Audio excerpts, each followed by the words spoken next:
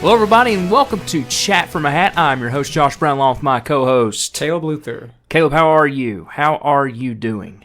I'm pretty good. I'm glad that we're finally getting to record this episode after the treacherous conditions of this past weekend postponed us, and then yesterday we just didn't record. There was something else this week. Yesterday we didn't record, but today we decided that, you know what, we're going to record. We're going to get it done relatively quickly, a.k.a. this episode will be an hour and a half long, just like the other one.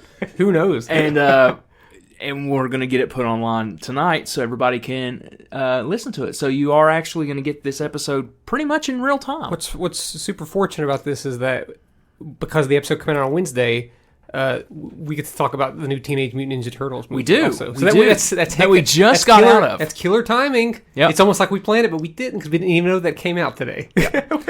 Until like yesterday. But Caleb, before we talk about that, Yeah. we need to talk about two more movies, and we'll just skim over them because they've been out now a while. Well, one of them has.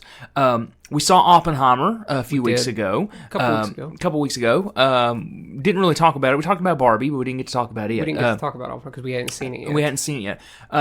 Oppenheimer, Caleb, thoughts? I know I liked it more than you did. Yeah. I think that it's definitely worked better in my brain since I've watched it. I like it more since I've watched it. It's Oscar baity. It is a little. I mean, I don't know how people will react to that, but I did find it to be maybe his most Oscar baity movie. That's not necessarily always a bad thing, though. The acting is incredible.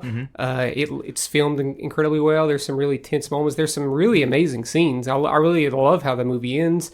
But I'm not always on the Christopher Nolan train. I don't necessarily love how some of his movies flow, and this is no exception. This is still definitely a Christopher Nolan movie. It's it's long. It's 3 hours long. It's not the fun 3 hours. Yeah. You know, it's not like you're going to be engaged the whole time. There's a lot of science talk here where I'm like, I don't know what they're talking about. and I think that hurts a little bit more because there's such a lack of characterization for so many characters other than Oppenheimer and Downey Jr.'s character. But I said after I watched it that I'd never watch it again, and I don't think that's necessarily true. I think I'd watch it again. Yeah, but I liked it. I just didn't think it was like his masterpiece. No, it's definitely. I don't even know if I would put it in top 5 Christopher Nolan movies for me.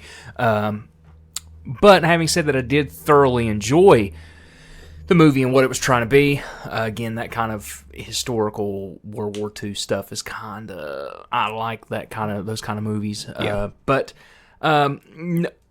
after Oppenheimer, we got to see Teenage Mutant Ninja Turtles. No, I'm sorry, we got to watch Talk to Me. Forgot about Talk to Me, which was fine. It was fine. I really liked it a lot. I liked it more than Oppenheimer. I'm not going to sit here and tell you that, Talk to Me is better than Oppenheimer, but I personally enjoyed it quite a bit. Personally, I slept on it. I slept on that movie, and I actually talked to Steve Wandling the next day, Friday, about the movie. And we talked about it, and we had a little bit of discussion about it. I walked away appreciating the movie a little more than what I originally did. I think you were kind of harsh on the way the movie ends, because I did watch some videos, and I think the ending actually makes a lot more sense than I initially thought. I actually convinced myself that something else had happened, but I was like, no, that's not right. The way that the movie actually shows you what happened, I was like, okay, that's exactly what happened. Yeah. But I'm glad you slept on it and you realized that you were wrong. And well, it wasn't that I was necessarily wrong. I was just a little harsh on the movie. But I really like the ending. But I think it's good. It's a good movie. It's definitely. I'm glad it's made its money back already. It's the second biggest A24 opening. Yep. After Hereditary. Yep. Yeah, I liked it a lot. I think that it has the artistic merit to it, but it has the wide mass appeal, and I can see that it's becoming a hit. I think it'll do well for weeks to come. I think, the problem is right now is that Barbie is so daggone popular. Yeah, I mean, and Oppenheimer too. I really don't think Teenage Mutant Ninja Turtles is going to beat Barbie this week. I really don't. Gosh, it will have to rake in the money. You know, it's a long week. It's a long week. It is a long week. Summer. Who knows what it'll pull in? I mean, I hope it does well. I'd be ecstatic if it made $50 million or above. Sure, that'd be awesome to me. Because if I'm looking at the budget with its animation style, that's not a $200 million movie. That might be a $100 to $120 million movie. So it's a bit easier. Since we're talking about it, Caleb, what did you think about Teenage Mutant Ninja Turtles? Because we literally just got out of it about 35 minutes ago. We watched it early. Man, I really enjoyed that movie. Yep. Holy cow. I'm so thankful for what Into the Spider-Verse has done for animation, because now we're watching a movie like this and, of course, Across the Spider-Verse, and we're not getting the animation fatigue maybe you'd get from a Disney or a Pixar. Yep. It doesn't look like anything else. Yeah, it's got the inspiration from Spider-Verse, but it doesn't necessarily look like Spider-Verse. Yep. Still looks like a comic book come to life, but it's its own thing. And don't know, it's just, I love seeing that kind of, I love seeing animation that I've never seen before. Man, I'll be honest with you, and you're going to flack me for it. I think I liked this better than Beyond the Spider-Verse. Across the Spider-Verse. Across the Spider-Verse, yeah. I think that it's very tight. It's a tight. There's literally no. There's literally no filler. Yep. It's always engaging, and I don't think it's better than Beyond Across the Spider-Verse because it lacks a little bit of the depth and deepness that I think that Across the Spider-Verse has. That has a little bit more emotion, but this has heart. This is a very nice. When it shows the origins of them, that stuff was pretty cute. Yeah. Not gonna lie. Yeah. Seeing the little baby turtles was very cute. Very good Splinter backstory, a good villain backstory. I loved our central characters. I loved April. I thought it was a very funny movie. Yep. I don't know, just I really liked it a lot. Yep. I'd probably give it about the same thing I gave Barbie. I probably like Barbie slightly more, maybe. I don't know, but I'd give this a 9 out of 10 because it's just. I was always engaged, and it didn't overstay its welcome. It's got a really killer mid-credit scene. I mean, it's just so tight. And not to mention the fact, too, the soundtrack is great. Awesome. In multiple ways. The music that the hip-hop soundtrack they use is great because it's more of a classic hip-hop soundtrack. And Atticus Ross and Trent Reznor do the score. And that was such a good decision because the score is banging. I actually might like the one thing I do like more about this than Across the Spider-Verse, I actually think the soundtrack is better in this than Across the Spider-Verse. It's there's one scene in particular that you know what it was for me that I was laughing so hard all the way through. It was the car scene, the car chase. That was great. It's great. What a choice of song. And turning around and turning it on its head by playing the meme version of it pretty much. It was great. It's great. And the voice acting is really good. It took me forever. I thought that this Gecko character, Mondo Gecko, I think is his name. I was like, that has to be Andy Samberg. But then the more he started talking, I was like, wait, that's definitely Paul Rudd. Paul Rudd. Seth Rogen introducing Paul Rudd. Seth Rogen as Bebop. Rex wasn't in it that much. No, but he had maybe like 4 lines of dialogue. That's fine because he was a co-writer for the movie, so he helped shift and make the movie kind of what it was. But great voice acting all around. I think that the Teenage Mutant Ninja Turtles themselves are actors that I don't know. They're all like teenagers. But Jackie Chan as Splinter. Great. Some hilarious lines. Really, I don't know. Loved it. One of my favorites of the year. Yeah. Was that rated PG? I think so. There was a lot of language in there. Like a lot of basic language. You didn't hear any like GDs or Fs or S's even, but you heard a lot of Ds and... I think they dropped a shit in there once. You think they did? They did. I know there was a lot... Because April said it once. There was a lot of what the hells and a lot of see you in hells and... I really like that. Yeah. Push that PG envelope. Because of PG became meaningless for a while because all the Pixar movies were rated PG, and other than The Incredibles 2, none of them deserved it, really. This is a actual PG movie that we used to get maybe in the 80s and 90s. Parental guidance strongly It probably says language. It probably says language and some violence. I mean, there's some... On IMDb. There's a gruesome character design in the final third here. It's gnarly and it's awesome, but whenever you look at all the aspects that make up this character design, it's gross. Yeah. But I loved it. Ice Cube as the villain, really good. I'd watch that one again. I would too. I would definitely watch that again. I'd like to scoot back because we were sitting a little close up. I'd like to take it, but it's not as overwhelming as a Spider-Verse movie. Yeah. But I still like Spider-Verse more though. But it's a good. They complement each other very well. They do. It'd be a really good double feat. I think. Yeah. Absolutely. You heard it here first. We give glowing recommendations. We both give it at least a 9 out of 10. Well, Caleb, as we said before, the massive power outage took us out of our normally scheduled Monday. But apparently people are still downloading and listening to the old episodes, and we appreciate that you all have got your chat from a hat fill while we've been away. And thank you, new listeners. And Caleb, did you know that we have some listeners in Australia, Egypt, I think Italy, France, Brazil. Oh, man, cool. So welcome you guys. We appreciate everyone all over the world that is listening to the podcast. Super cool. To quote superfan John Poole, us not having an episode on Monday ruined his day and his dinner and potentially the rest of his life. So don't worry, John. That's okay. He's getting it on a Wednesday. We're back at it. On a Wednesday. Back at it with a glowing Ninja Turtles recommendation. Well, speaking of Caleb, last week we talked about movie theater experiences, and some people agreed with us that Now I struck a nerve with some people. That popcorn and stuff like that was terrible with chomping of the mouths and all of that. So it's good to see that people have the same mentality that we do, that it can make or break a movie. There might be some stuff that we overreact about, but no. We don't. We don't overreact about anything. We're right, you're wrong. Put that cigarette out. We're right and you're wrong. Yeah. Let me get a drink. We don't overreact about anything. Get your drink of water. Jesus Christ, hurry up. Drink of water, and I was talking while I was drinking the water. You're trying your ventriloquist act? Is that what it was? Yes. Perfect. So, Caleb, talking about that, am I forgetting anything? It's been so long since we've done an episode. Whatever we had planned for Friday initially, we probably just... There other things have happened that seem more important. Yep. Ninja Turtles happened. Ninja Turtles happened. Caleb, this week we're talking about our 70s albums, and the rules were just like the 80s, and if you haven't listened to the 80s albums, go back and listen to that episode. Still one of my favorites. Still a great episode.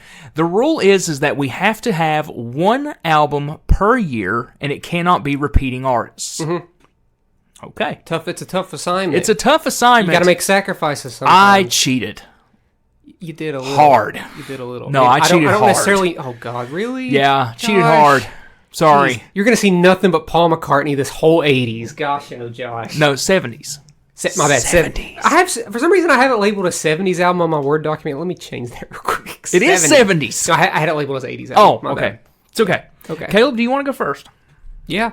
Since you always go first. I'll go first. Caleb, go first. I'll make it a quickie. Okay. Not really. 5 seconds and you're done. Okay, 70s album. We're starting with 1970. 1, 2, done. Yes. So my 1970 album is Minnie Riperton's album, Come to My Garden. You know Minnie Riperton? I do not.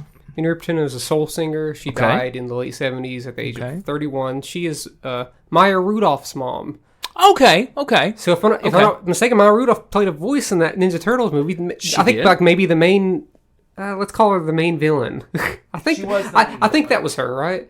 Villain. Yeah. So Come to My Garden by Minnie Riperton, a powerful and huge sounding soul album. My introduction to her as an artist was the song Lace Flower, which I've heard in like commercials, but it was heavily featured at the end of Jordan Peele's movie Us, when they do the Hands Across America. Sure. At the end, and they play that song, and I was like, what? It's like, what is this melody?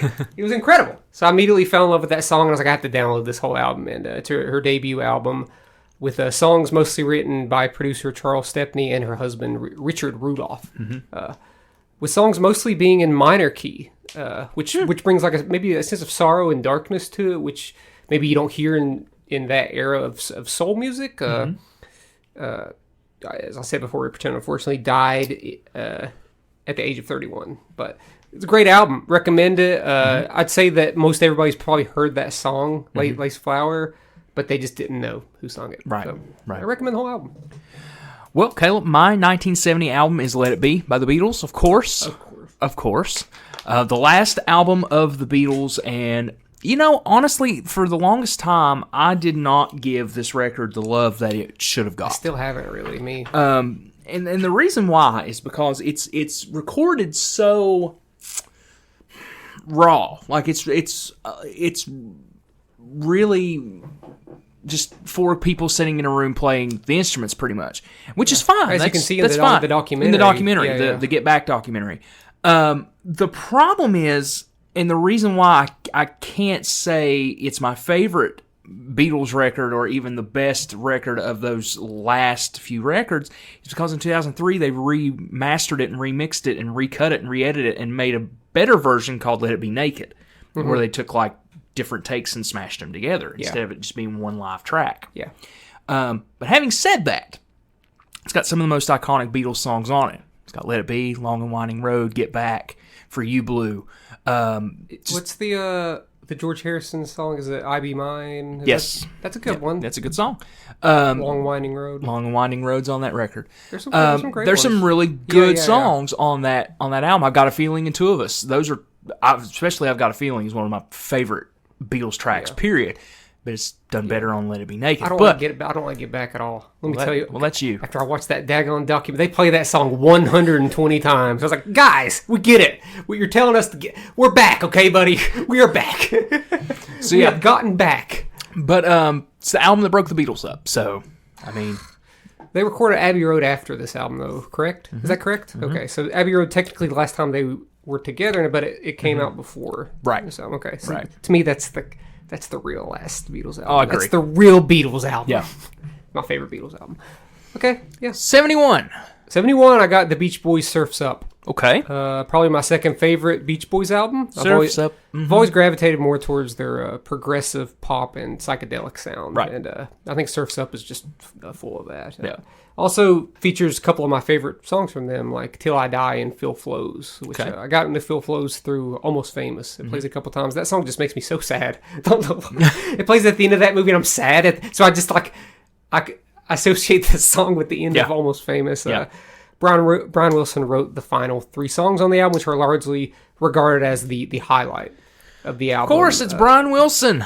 Yeah, Mike Love's not writing classics. Surf's Up is a majorly overlooked album in the Beach Boys' discography, and it should be wildly considered as a classic. I think over the years it's catching on a little bit more.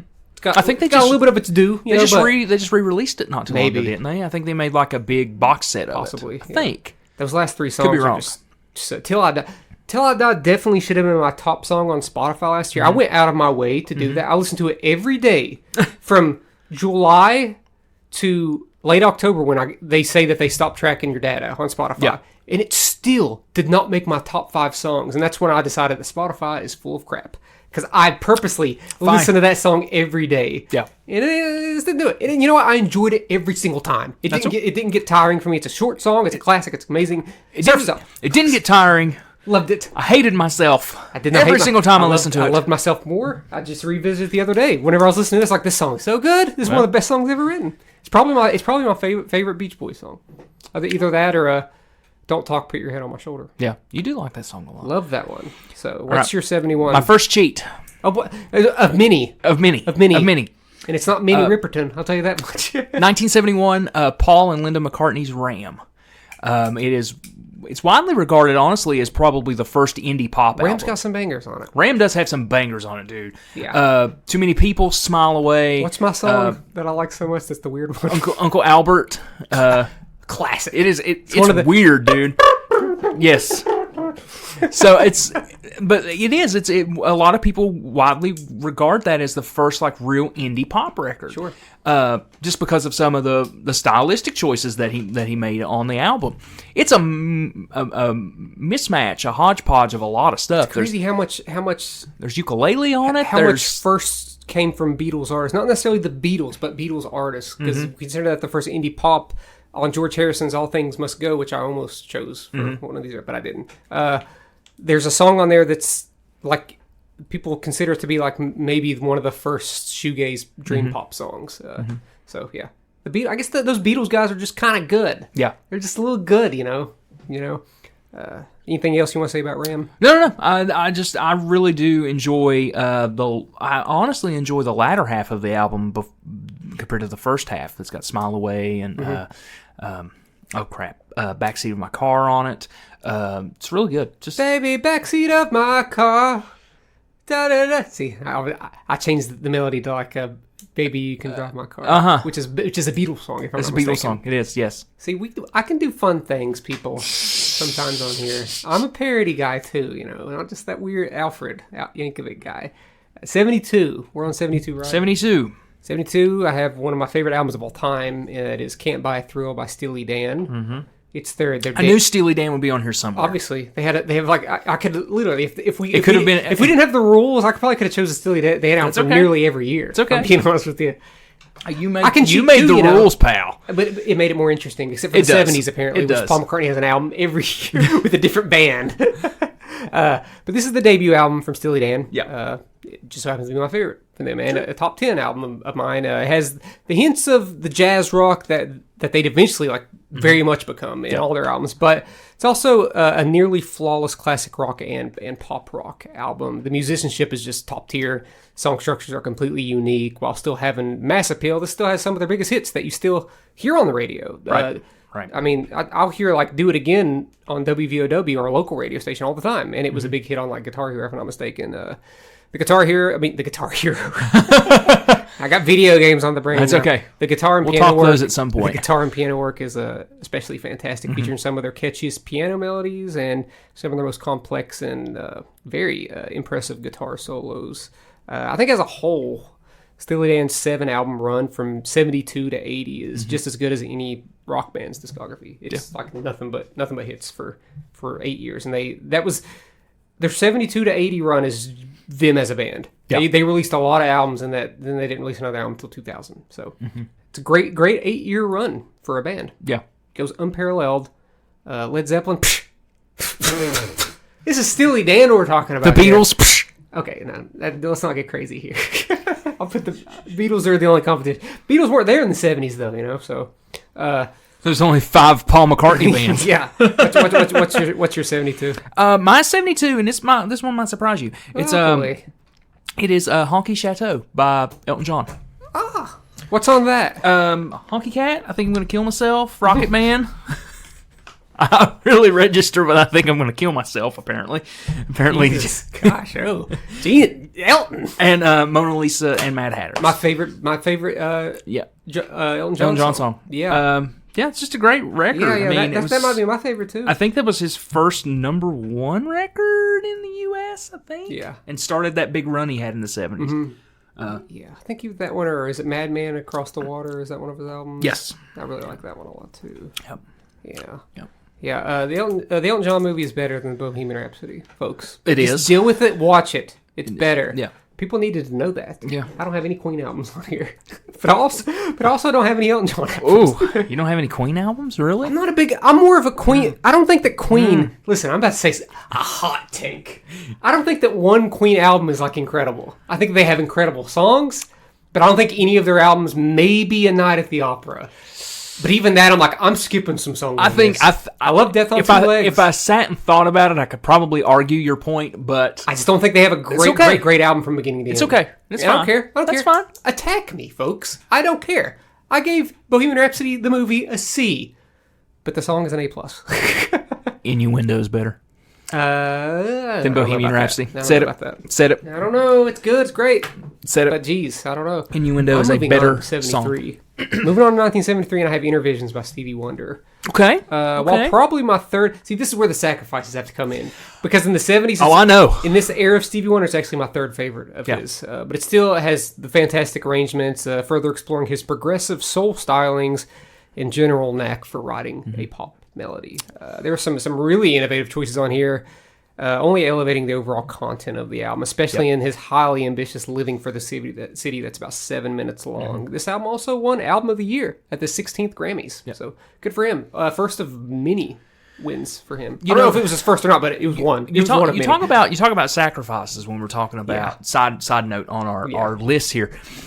The 80s albums was a lot of sacrifice, but going into the 70s, I had a few albums that I was like, yes, 73 is locked, 76 is locked, 78 is locked, and 79 are locked. Yeah. The rest I was just kind of like,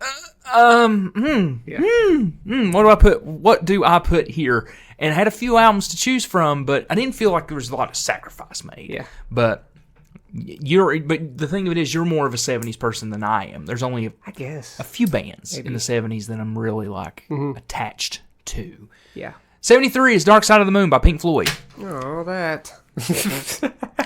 Just move along. There's nothing that needs to be said about the record. I'm it's actually a little surprised. 50. I thought you was going to choose a different Pink Floyd album. Okay. What Pink Floyd album? So now I have to adjust. I thought you was going to choose Animals.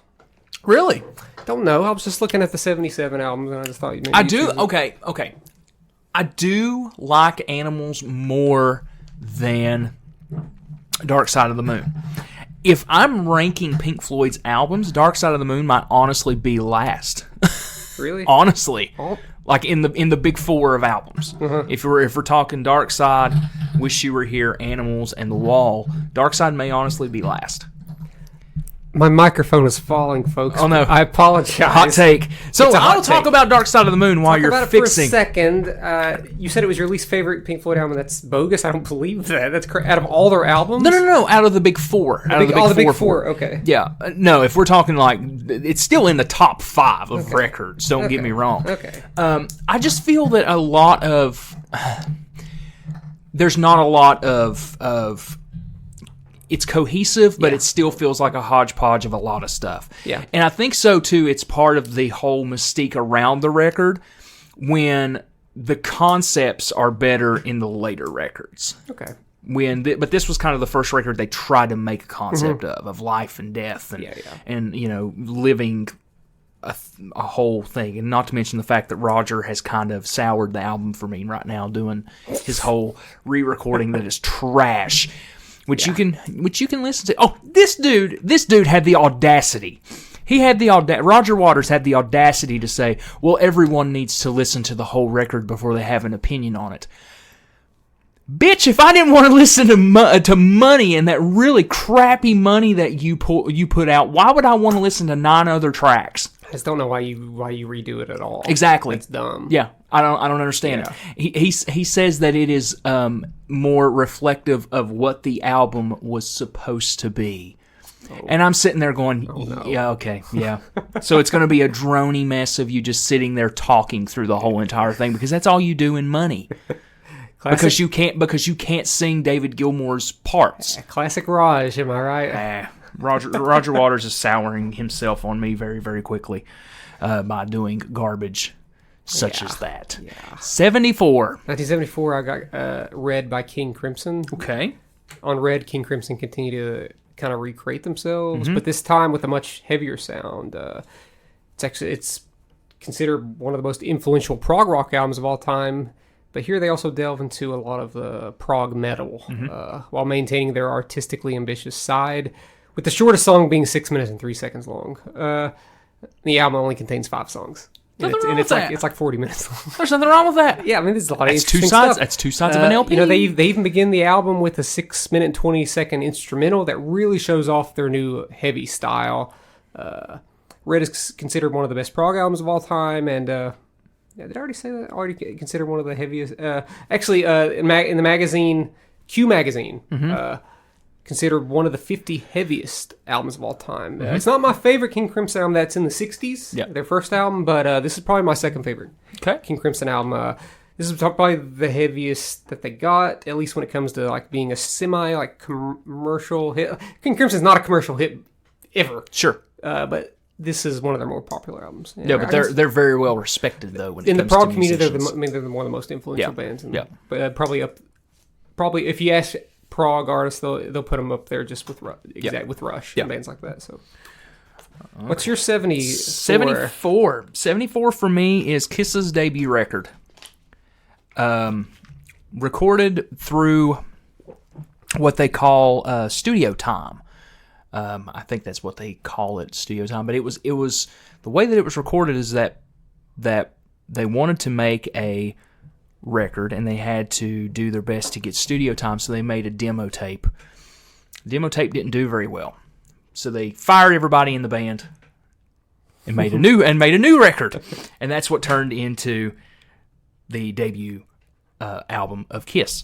So, just for people that know Kiss, some of these songs that I'm going to say are iconic Kiss tunes. Strutter, Nothing to Lose, Firehouse, Cold Gin, Deuce, 100,000 Years, Black Diamond. Every song that I just named is still in their set list today. Black Diamond's the only song I knew out of them. Yeah. And I only know that because the Replacements did a cover. Of all of the songs, and Cold Gin. Did I say Cold Gin? I think so. Okay. All of those songs are still in their set list today on the End of the Road tour. Okay. Because it is that iconic and that loved by fans. Yeah. And to me, it's probably their best sounding 70s record up to Alive. Mm-hmm. And they had 3 albums before that. So, yes, I love that record. I don't own that record on vinyl yet. It's kind of not easy to find the pressing I'm looking for. Well, you're in luck. Sullivan's, if you haven't, I'm heading your way. Found one at the pawn shop down the street. Oh. They're like, we're just throwing away this hunk of junk. I was like, oh, I'm Uncle gonna take John. advantage of this guy real quick. So I took it for $150. That's probably the pricing I want with how much it would be. But Yeah. but no, to me, I think Kiss's debut record is probably one of the best debut records of any band ever. Just because those songs are still hits, still fan favorites to this day, and they're still being played 50 years later. Okay. So, right. Kiss. All right. Kiss, more like piss. Am I right, folks? Yeah, okay, that's a good one. I agree, guys. I agree. That was a good joke. I worked on it for a week now because I knew he was going to have a Kiss album on here, so I just knew. Of course you did. Just knew. Of course you did. 1975. Like you had a Steely Dan record. I know about that. Yeah, you know about that. You know me. You know me, girl. Girl, you know me. At 75, I have Born to Run by Bruce Springsteen. Okay. I'm not well versed in Bruce's music as a whole. He's got so many albums, I'm just never going to get to them all. But Born to Run is just iconic. Probably out of all the albums I've heard, it's my favorite of his. Storytelling is probably the storytelling is probably the strongest element of the album, but the musicianship and melodies are pretty remarkable too. With nearly each song having a bit of an anthemic feel to it. That's that was that era of Springsteen where all the songs were like, "We're gonna fight for our right to Born to Run." That's how that song goes. The use of saxophone and piano are particularly strong. With the closing track, Jungle Land, which I love a lot. I know you do. It's a huge, massive song, both in length and sound. Sure. You know. It's a very dynamic. It's a very sonically dynamic song. Oh yeah, it's very, probably very sonic. Probably like my favorite when it comes to like his more artistically daring songs. It's my favorite. I like some of his catchier, poppier songs a lot too. But that's a great song. 9 minutes long, if I'm not mistaken, or 8 minutes, something like that. Great one. That's my 75. What's your 75? My 75 is my last cheat. Promise. Promise. Oh God. Promise. It is Venus and Mars by Wings. Oh God. Shut up. Has Venus and Mars, Rock Show. By Blink 182. Yes. Rock Show. Shockingly. Love with Venus and Mars. Shockingly. I still kept saying Venus and Mars. Shockingly, Wings were traveled in time and took Rock Show and recorded it first. They did. But Blink perfected it. It's honestly the first Wings album that has all of the vocalists singing a lead track. So that's why I consider Wings. It's less of a McCartney album, but actually, right. I consider Venus and Mars to be the first actual Wings collective album. Yeah. Granted, Band on the Run happened, and Wings at the Speed of Sound, I think, came after Venus and Mars. But it is the follow-up to Band on the Run. But it felt like collectively, as a unit, it was everyone attributing to the record, and it wasn't just Paul bringing songs in and saying, hey, this is what we're going to play. Yeah. So it felt like the first true Wings record, and it shows. It's probably, honestly, my favorite Wings record. A lot of people pick Band on the Run as the best Wings record, but I disagree wholeheartedly. It's just a real rockier album compared to Band on the Run. So yeah, I almost had Band on the Run on here, but I didn't. Band on the Run's Obviously, good, man. The years passed. I did not choose it. So. The problem with Band on the Run is it's got one or two songs on it that are throwaways. Yeah, like Jet. Yes. Complete throwaway. I do like the live version of Jet more, though. Oh, yeah, it's better. It's better. It's better. Okay, just making sure that it's better. Everybody agreed on that. Yeah, it's better. Okay, my 76. I almost didn't put this on here, but I was like, even though I don't love them as much as I used to, I'd be lying to myself if I said that this didn't have a huge impact on me, and that's 2112 by Rush. Okay. One of the first classic rock bands and albums that I was introduced to by my dad. Some of the best musicianship ever, with a highly ambitious opening track. But it might be the best musicianship ever. I mean, come on now. That opening track, 20 minutes long, the 2112 song. Yep. All three members are three of the best at their respective instruments. No question. No doubt. I'll never say anything bad about Rush. Alex Lifeson's guitar playing is super underrated. He's one of the best, actually. Yep. And they're just master class of musicianship is on full display here. Yep. Can't really say anything else. This is just one of the first albums that got me into the idea of wanting to get into classic rock. I was like, is all classic rock this cool? I was like, okay, I'll get into Yes. I'll get into Blues Steely to Pulp Dan. now. Steely Dan. And Rush, I think Rush played a huge part in that because of this album. So Yeah. Absolutely. What is year 76? 76 is one that you may not, it might take you by surprise. And that is Fly Like an Eagle by Steve Miller Band. Okay. Probably a lot of people say The Joker is his best record. I think The Joker has 2 songs on it. I think it has 2 songs. Mm-hmm. But Fly Like an Eagle has Fly Like an Eagle, Wild Mountain Honey, Serenade, Dance, Dance, Dance, Take the Money and Run, and Rockin' Me. That is enough for a record right there. That's 7 songs. I used to listen to this album, but I don't remember. I'm curious. Are there any other songs that stylistically is the same as Fly Like an Eagle? Because that is the only Steve Miller song that I've heard that sounds like that. It is very like atmospheric. Yeah. Because a lot of the songs are kind of almost like country kind of. Yeah. He's like a blue. He's like almost he's a blues player. But Fly Like an Eagle is not. Yeah, it's very atmospheric. Yeah. On Book of Dreams, there is an intro part to Jet Airliner that sounds like the intro to Fly Like an Eagle. Jet Right. Airliner, right. But the part before that is kind of airy and full of atmosphere and stuff. But Steve Miller's a blues player. Yeah. When it boils right down to it, he is a blues player. Unfortunate. Hate the blues. Gosh, I know you do, Caleb. The blues, but you're not even talented if you play the blues. Now I'm just joking. Now you're just being a jerk. Now I'm just joking because that's just not fun. That's just fundamentally not fun. 77.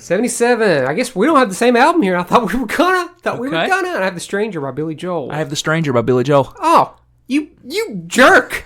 You led me astray whenever I was like, I know your 77 album, and you're like, no, you don't, Caleb. What'd you think it was going to be? Well, consider that. I was like, we probably have the same album, and you're like, no way. And I was like, well, it must not be this album. It must be like Rumors or something.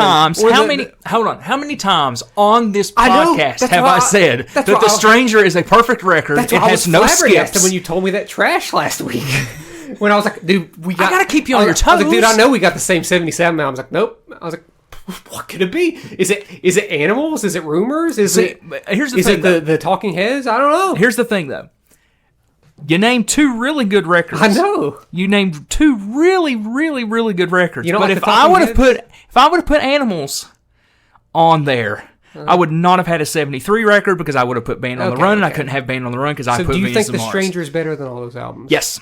Absolutely. Stranger, to me, is Billy Joel's best album. The Stranger, without question, like I have said before, would go in my top 10 albums of all time. We talked about this one quite a bit on our Billy Joel song rating. Yes, we did. I recommend listening to that if you want to hear some good Stranger talk on there. Yep. But I think this is the most complete album from start to finish. I think nearly every song on the album became a hit, either then or years later, and I think it's for a good reason. And fan favorites, too, the ones that weren't even singles. It's top-notch songwriting, and with an energy and sincerity that's lacking in a lot of modern pop music. It just so happens to feature 2 of my favorite Billy Joel songs. You'll have to listen to the episode to find out, though. They're my top 2 songs. I think that the song that's the least known, Get It Right the First Time, is one of my top 3 songs. It's the one song that didn't become like a hit. It's still relatively well known, but it's probably the least known. La la la la la. Yeah, listen to that. Listen to that episode so you can hear more about my top 2. I'm angry at myself. I guess you could say I'm an angry young man because I don't own The Stranger on vinyl. I am so upset with myself for that. I know you do. I got it. I know you do. I got it right. Okay. Yeah. Okay. You have that one in 52nd Street, right? Yeah. I think I gave you 52nd Street, didn't I? Yeah. I gave you 52nd Street. I regret that now, but that's okay. You can give it to me back, or give it back to me later. I mean, I'm just kidding. It probably cost like $5. It was used. So I'm joking. But yeah, dude. I think, like I've said before, I'll say it again, The Stranger is, without question, a perfect record from start to finish. There are no skips on that record. Even the final song, even though it's not as great compared to the rest of the record, it's still a good song. My least favorite song, that's not my least favorite song. My least favorite song is a song that I might skip. Yeah, I think it's a good song, but I don't know. I just don't vibe with it as much as Only the Good Die Young. I don't know. There's something about it. Don't know. Like it. I just don't like it nearly as much as some of the... Even like the really like She's Only a Woman, like great song. Great record. Even though it's very well known. Great record. All right, 78. Okay, thank God you picked that. Of course. You'd have been lying. You knew you had at least one album. You've been lying to yourself. Okay. I agree. My 78 album. Side note, Rumors does have 2 skip tracks on it. Sorry, go ahead. Okay. Go ahead. Just saying. Okay. And they're 2 Stevie Nicks songs. Oh, it's not the closer. What? Gold Dust Woman. Oh, God, no. That's my favorite God, song. no, that's the best song. Okay. I don't like Dreams. I don't like Dreams. I do not like the song Dreams. I don't like it. I think it's boring. I think it's boring as sin. Okay. You heard Just say people. You heard it here first, Josh. I love Fleetwood Mac. It's a boring song. It's boring. Okay, and the folks It's know now. boring. The folks know now. Josh. Go ahead. Josh hates women. 1978. 1978. And because of that, I'm going to spontaneously choose this album. I was going to choose something else, but because of your blatant misogynistic attitude, I'm picking... Just roll with it. I'm picking The Kick Inside by Kate Bush. I love Kate Bush. Okay. Caleb, you're fired. All right, no more laughter, no more chuckles. You're this fired. This is serious time. This is Kate Bush time. You're fired. Even though it's kind of ever changing at the moment, this is my favorite Kate Bush album. It's her debut album. Okay. As well as a top 10 album for me. So this and Can't Buy a Thrill for Steely Dan are the two albums on here that I would put in my top 10 albums of all time. Despite only being 19 years old on this album, I think it has some of her strongest and most accessible songwriting from start to finish. It's art rock, art pop to perfection with even some really subversive and even perverse songwriting. Just love it, you know. I often wonder what people hear when they hear Kate. You know, when you really love an artist and songs, then you listen to it in a room full of people that's never listened to it. Yeah. And you start to hear it the way that they hear it, and you're like, oh my God, this probably sounds like a nail on a chalkboard. Yep. I know exactly what you mean, dude. Kate Bush's voice is a little bit more immature here, not in a bad way. Still incredible range, but it's very high. Yeah. And I could see that. I still think it's more accessible than a few of her 80s art albums. But I don't know. I'd say if you really want to get into Kate Bush, this was the first album I ever listened to her by her, and I think it's really, really great. One of my favorite artists. Thank God I put her on here after that just despicable act of awfulness from Josh. Shut up. What's funny is that because with that Stevie Nicks and Billy Joel are on tour. They're going to be on tour, so that's an interesting little. I would go watch that. I would watch that. Yeah, we were going to go about it. We were talking about it until we saw the ticket prices, and then we were just like, I would have caved. Still not as much as the Taylor Swift concert ticket, so I don't think. No, it wasn't. Okay, good. Because and Billy Joel's better. Billy Joel's tickets were more expensive than Taylor Swift's. Them together?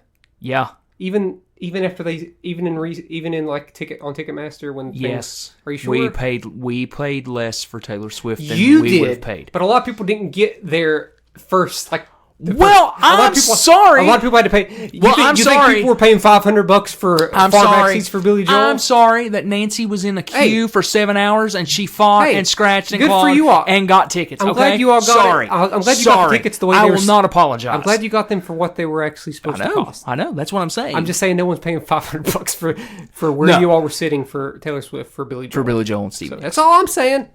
The tickets might have cost $150, but they for probably nosebleeds. But they probably like later ridiculous for Billy Joel. Yes, Billy dude. wouldn't do that. Yes, I promise you. Josh with the Stevie Nicks sexism again. God, come you shut up. What's your 78? I don't even know now.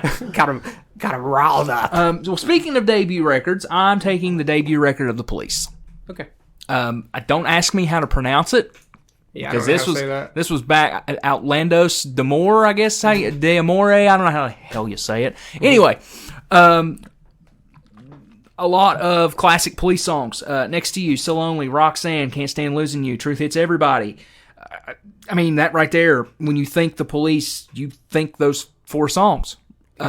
Except until you get to Every Breath You Take. Your brother's going to kill me, and he's 6 foot 10. Yeah. That is a lyric. It is a lyric. I guess you call it cowardice. Something. Suicide. I forgot the lines. Explicit lyrics now. Explicit lyrics of the explicit content now. Sorry. Since you said suicide. Sorry. Now it has to be marked. Well, that makes up for what you said. For bitch earlier. Oh, well.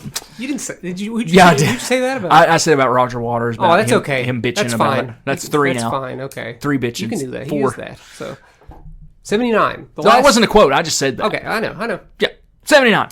The last year. The last of the decade is none other than, as we all know, All night. It's Off the Wall by Michael Jackson. Okay. All right. That was Rock With You. That I know. Doing. I got one of you. The best It took me a minute. One of the best opening drum licks ever. Love it. I think everybody should copy that on their intros because it's a great. But yeah, it's my favorite Michael Jackson album. Sure. I'd say by a lot. Okay. By a lot. Sorry, Okay. Thriller, but not sorry. Dude, Thriller's not even my favorite. Listen, Michael Jackson I record. really like Thriller, but Off the Wall. I think to me it's his most pleasing album to the ears to listen to. I think the funk song structure is wonderfully composed with excellent musicianship and otherworldly vocal layers from Michael Jackson. Can we talk about Thriller just a second? Let me finish. When you finish talking about Off the Wall, we need to talk about Thriller. I have things to say. Go. I thought you were done. I thought you were done. I have 2 more sentences. 3 more actually. Okay. So chill it, guy. Okay, you got a lot of work to do. Okay, you gotta go to sensitivity training. We're gonna sign you up. Yes, like when. That's a reminder. Here at the end, we'll tell a story. Go ahead. I think at times the album can delve into a bit of a disco sound thanks to its expansive use of strings. Quincy Jones, man, love it. There's some very legendary songwriters featured on this album, Motown, like Paul McCartney, Stevie Wonder. Yep. Stevie Wonder actually, my favorite song on the album was written by Stevie Wonder, and it's I Can't Help It. It's an all-time favorite album of mine, probably in the top 50 or so, and I kind of wish he would have used this kind of sound more often. You know, we kind of Thriller was the next album. There is elements of this more jazzy funk sound on there. Sometimes, like on PYT. PYT. But yeah, for the most part, he definitely leaned into the 80s kind of sound. He really did define the sound of the 80s as far as the male pop sound goes. Oh yeah, he was great. I mean, it's all great, but I thought Off the Wall was just more of my. I loved it. It was more Stevie Wonder-ish. You know? I still think Thriller's an overrated record. I guess maybe it might be. I think it is. I think it's. I really love Human Nature. Thriller, Beat It, PYT, the singles. God, Caleb, such a mainstreamer. But Michael Jackson. But this is the thing. It's like, does it have a lot of great songs on it? Yes, it does have a lot of great songs. Does it have a lot of iconic Michael Jackson songs on it? Yes. However, I think Bad's a better record. I think Bad is an all-around better record. Because I don't love Bad, and I don't love Dangerous? Smooth Criminal. Oh, okay. I to this day, I'll say it. I like Alien Ant Farm's version more. I disagree. That's okay. Really? Yeah. Do you disagree? Yeah, I do. I just think it's so much better. I do, man. I think the bass and the guitar. I just think they made it better. I think that I like the cover. Don't get me wrong. Michael Jackson's version is kind of boring, which is weird because I listen to Off the Wall and I'm like, oh my god, there's so many expensive sounds. Yeah. Oh my god, my ears. Then I hear Smooth Criminal. It just sounds like everything's coming out of a box. I don't know. Okay. I still think Bad's a better record than Thriller. That's a different story for another day. Well, you're wrong. You'll work on it. You'll work on it. Oh, I'll work on it. I'll get a sensitivity training. They'll teach you the ways of Michael Jackson there, too.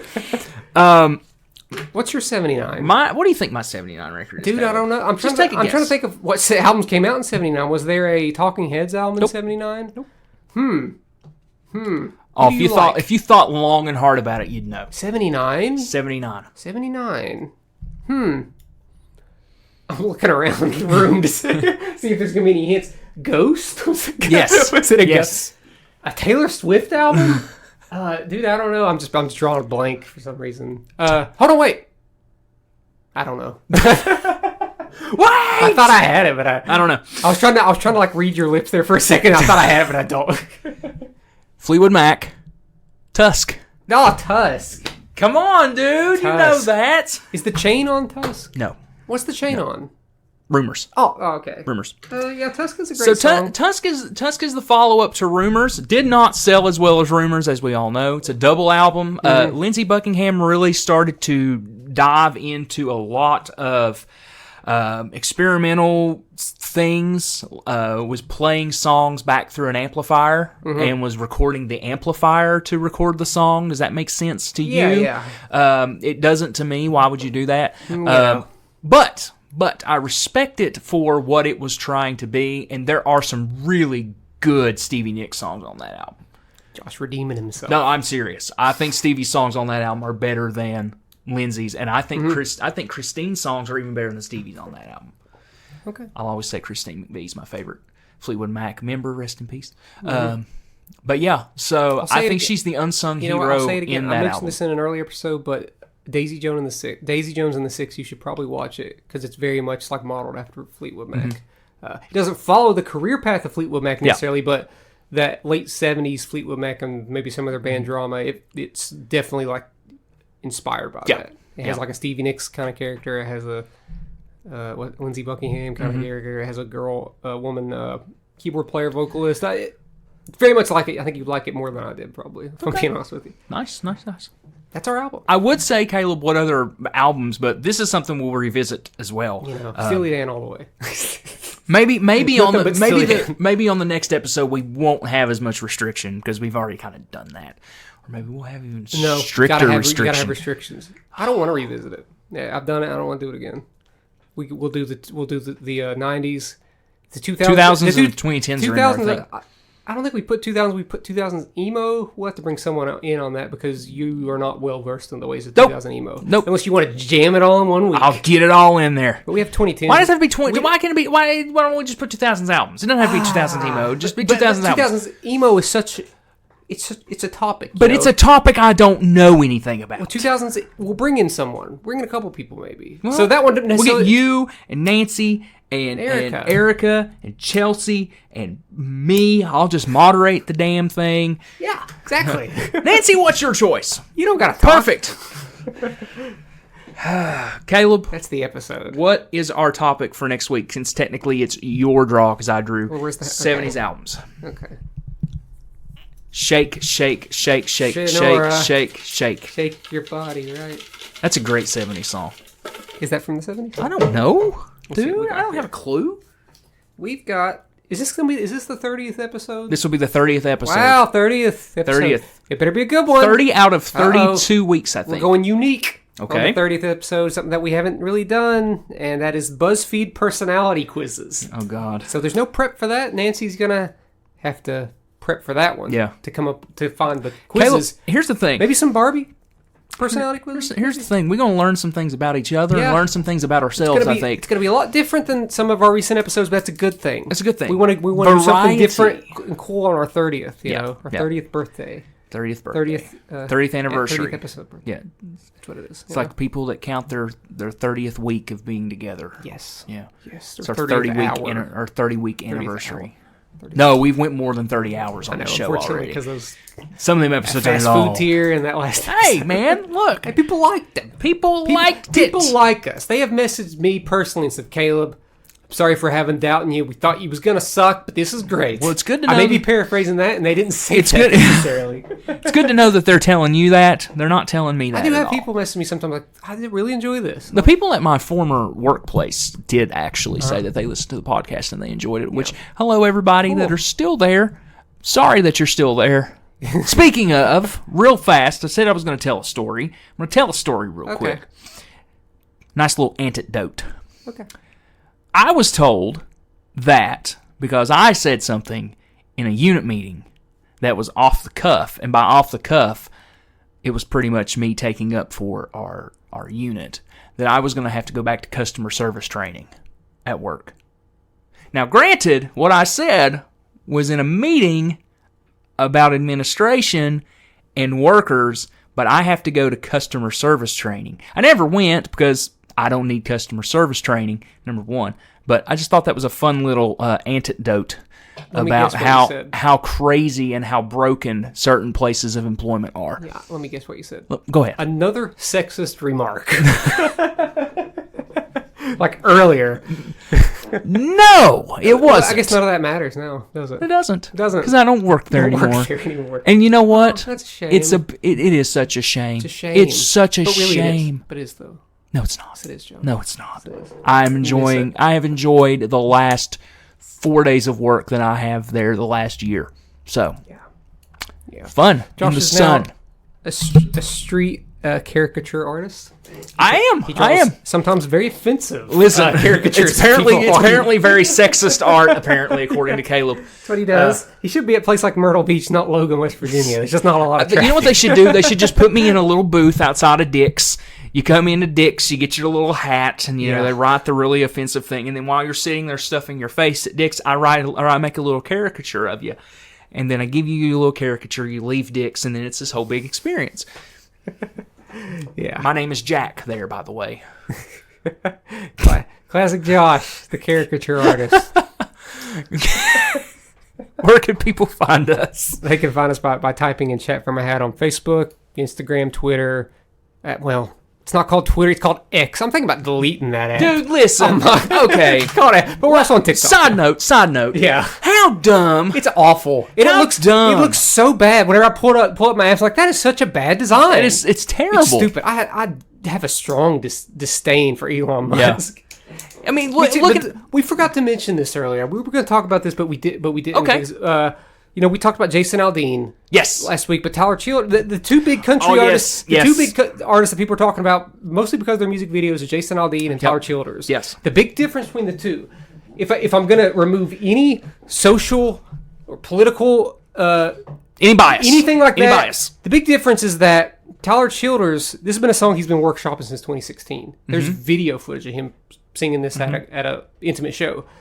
Big difference that Tyler Childers' song is a really, really good song. It is a very good song. That just so happens to be elevated by a really beautiful music video. Yep. Really well directed. Socially, very, very, very great. It's probably my favorite. It's definitely I think it's definitely my favorite Tyler Childers songs I've heard, because I'm not a big Tyler Childers guy. I'm not either. I've always respected him. I thought that he was cool, but not a big fan. But this song is incredibly well structured. Yep. Whereas the Jason Aldean song is written by 4 or 5 people that's pandering to a very specific audience, but the audience is there. They're going to get it. Yep. That song sucks. It's a crappy song. It's a very awfully directed music video, and more people should listen to Tyler. If you're going to listen to country music, listen to an artist like Tyler Childers instead of Jason Aldean. Listen to the Tylers. Listen to the Jasons. That at the beginning, but we just overlooked it. Yeah, we did. Wanted to throw that out. Yeah, and I'm like you. I'm not a Tyler Childers fan, and I have made that publicly known that I'm not a Tyler Childers fan. I actually strongly disliked the last album. That was like the gospel. Yeah, the 3 albums. The 3 albums. I didn't like that one were just at all. repetitive over and over, hodgepodge of stuff.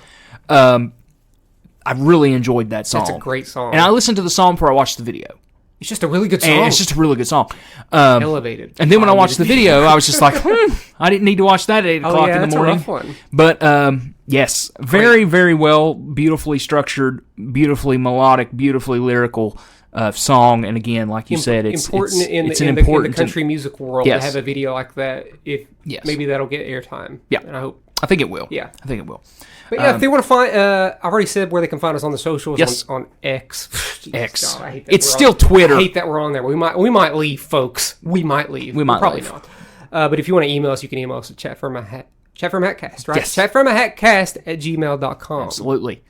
Yeah. Well, folks, thank you very much for joining us and listening to us badger on about 70s albums and apparently in my sexism or whatever. That is not true, and we're going to make sure that people know that, because Caleb has to try and ruin everyone's life. Got him. Anyway, folks, thank you for listening to us. We will talk to you next week. Well, apparently on the BuzzFeed quiz, we'll find out if I actually am sexist or not. You better buckle up, buddy.